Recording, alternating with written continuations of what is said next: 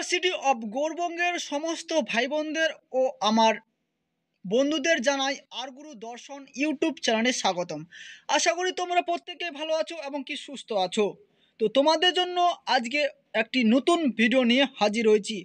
অনেকে তোমরা কমেন্ট করছো থার্ড সেমিস্টারের যে ইংলিশ LCC-2 যে পেপারটি থাকে বা রয়েছে, সে পেপারটি নিয়ে অনেকেই চিন্তিত রয়েছে। তো তোমাদের কোনো চিন্তার কারণেই আমি আছি। আজকের এই ভিডিওতে আমি A to Z আলোচনা করে দিব যতটা পারবো, এবং তার সঙ্গে শুধু এই ভিডিওটি সাজেশনের জন্য নিয়ে আসা হয়নি। তাছাড়া তোমাদের এই ভিডিওতে ইংলিশের যে LCC-2 যে সিলেবাস, সেই সিলেবাস সংক্রান্তও আলোচনা করব এবং কি প্রিভিয়াসের যে কোশ্চেন পেপারটি সেটা নিয়েও আলোচনা করে দেব। তো চলো বেশি কথা না বলে সরাসরি এখন আমরা চলে যাব মূল ভিডিওর দিকে। তো ফাইনালি এখন আমরা মূল ভিডিওতে পৌঁছে গেছি। তোমরা অলরেডি দেখতে পাচ্ছ ভিডিওর স্ক্রিনে থার্ড সেমিস্টারের প্রিভিয়াসের যে কোশ্চেন পেপারটি রয়েছিল, সেই কোশ্চেন পেপারটি।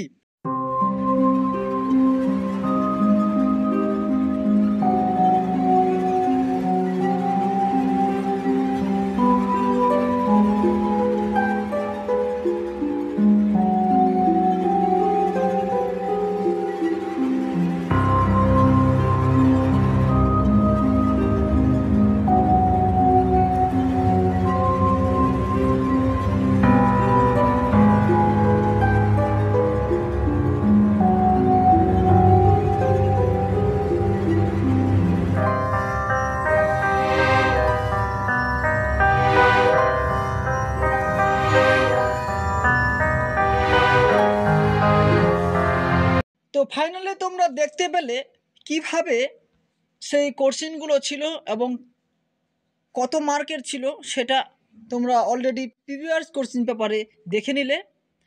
এবার আমরা দেখে নেব সিলেবাসের মধ্যে কি রয়েছে। তো চলো আমরা একটু সিলেবাসের দিকে যাই। তো ফাইনালি এখন আমরা কিন্তু চলে আসছি সিলেবাসের মধ্যে। তোমরা সেখানে দেখতে পাচ্ছ সেমিস্টার থার্ড LC-2 ইংলিশ। তো এখানে LC-2 ইংলিশের মধ্যে যে পেপার কোডটি রয়েছে বা পেপারের যে টাইটেল রয়েছে সেটা হচ্ছে জেনারেল রাইটিং স্কেল। তো জেনারেল রাইটিং স্কেলের মধ্যে যেগুলি তোমাদেরকে পড়তে হবে সেটা হচ্ছে এক নম্বরে যেটা তোমাদের রয়েছে এসআই রাইটিং মানে প্রবন্ধ। 2 নম্বরে রয়েছে নোটিশ রাইটিং, তোমরা বুঝতে পারছো নোটিশ মানে কাউকে নোটিশ করা। 3 নম্বরে রয়েছে যেটা তোমাদের formal and informal letter writing. 4 নম্বরে রয়েছে স্টোরি রাইটিং এবং 5 নম্বরে রয়েছে ইন্টারনাল অ্যাসাইনমেন্ট। তো আমি যেগুলো তোমাদের বললাম সেই টপিকগুলো থেকে থাকবে। তাহলে এসআই থেকে তোমাদের এসআই রাইটিং অর্থাৎ প্রবন্ধ থেকে তোমাদের কিন্তু কমন দেওয়া খুব কঠিন ব্যাপার। ঠিক তেমনই নোটিশ রাইটিং থেকেও কমন দেওয়া খুব কঠিন ব্যাপার রয়েছে। ঠিক তেমনই নোটিশ রাইটিং থেকেও কমন দেওয়া খুব কঠিন ব্যাপার রয়েছে। তারপর চলে যাব ফর্মাল অ্যান্ড ইনফর্মাল লেটার। এখান থেকেও তোমাদের কিন্তু অত সহজে কেউ কমন দিতে পারবে না। এবং তারপরে যেটা রয়েছে স্টোরি রাইটিং।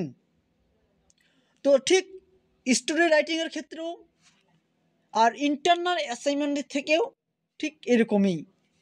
এইগুলো থেকে কমন দেওয়া খুব কঠিন ব্যাপার, প্রচুর পড়তে হয়, যেগুলো পড়ে তোমাদের সেখান থেকে থাকতে পারে এবং নাও থাকতে পারে, এরকম পরিস্থিতি এই জেনারেল রাইটিং স্কেলের ক্ষেত্রে। তো তোমাদের কোনো চিন্তার কারণ নেই। আজকে যেগুলো আমি প্রশ্ন দেব সেই প্রশ্নগুলো আসার সম্ভাবনা রয়েছে। আমি বলবো না যে ওই প্রশ্নগুলোই আসবে, আসার সম্ভাবনা 100% রয়েছে।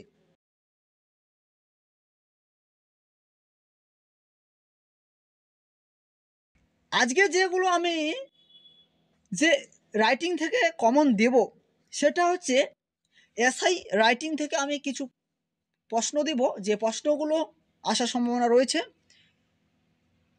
বেশি দিব না, মিনিমাম 4টি প্রশ্ন দেব।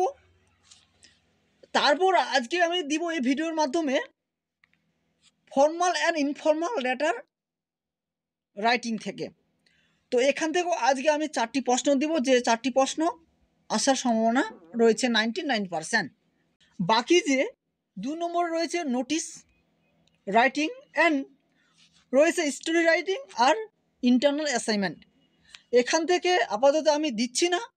আপাতত তোমরা ফর্মাল ইনফর্মাল লেটার থেকে পড়ো আর এসআই রাইটিং থেকে পড়ো।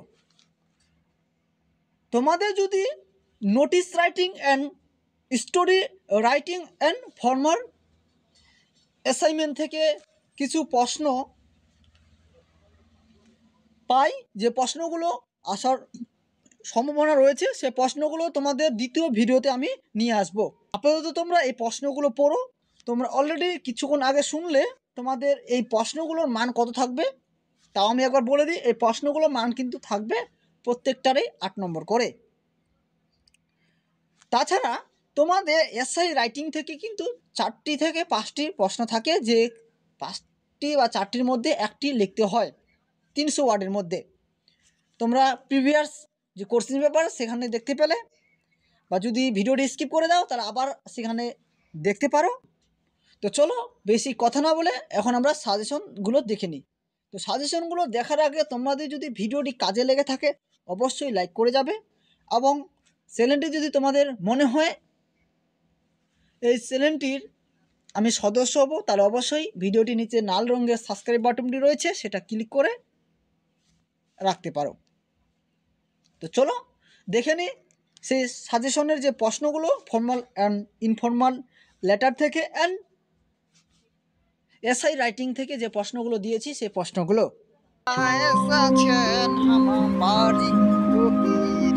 তোমরা